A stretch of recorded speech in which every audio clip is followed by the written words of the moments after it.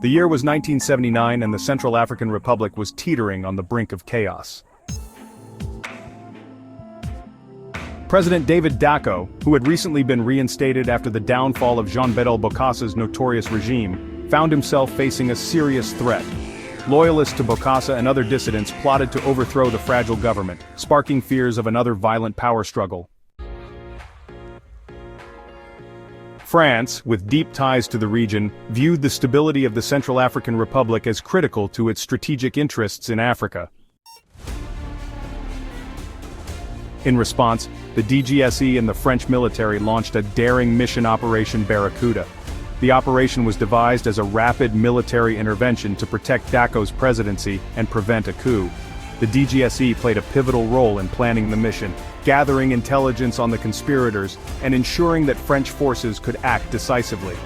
This was no small feat, as the situation in Bangui, the Central African Republic's capital, was tense and unpredictable. Under the cover of darkness on September 20, 1979, French paratroopers were deployed to Bangui as part of Operation Barracuda. Their arrival was swift and deliberate. The troops secured key locations in the capital, including the Presidential Palace military barracks and communication hubs. The mission's success relied heavily on the element of surprise, and the French forces moved with precision to neutralize the threat before it could escalate. The DGSE's intelligence had been critical in identifying the key figures behind the coup plot. These individuals were swiftly apprehended or forced into hiding, their plans unraveling in the face of the coordinated intervention. French operatives worked alongside local security forces to dismantle the coup networks, seizing weapons caches and securing the loyalty of wavering military units. For President Dacko, the intervention was a lifeline. French forces ensured his safety and restored a semblance of order to Bangui.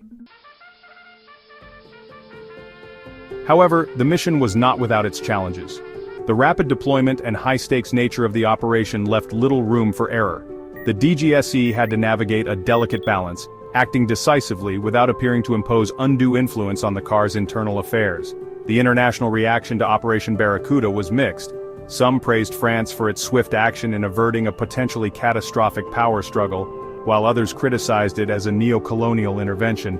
For the DGSE, the mission underscored the complexities of operating in post-colonial Africa, where the line between stabilizing a region and interfering in its sovereignty was often blurred.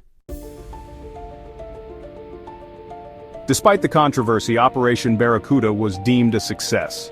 The coup was thwarted and President Dacko remained in power, at least for a time. The operation reinforced France's role as a protector of its former colonies, sending a clear message that it would act decisively to defend its interests in the region.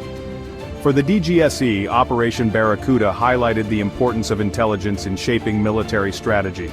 The mission's success depended on the agency's ability to gather actionable information, coordinate with military forces, and adapt to rapidly changing circumstances.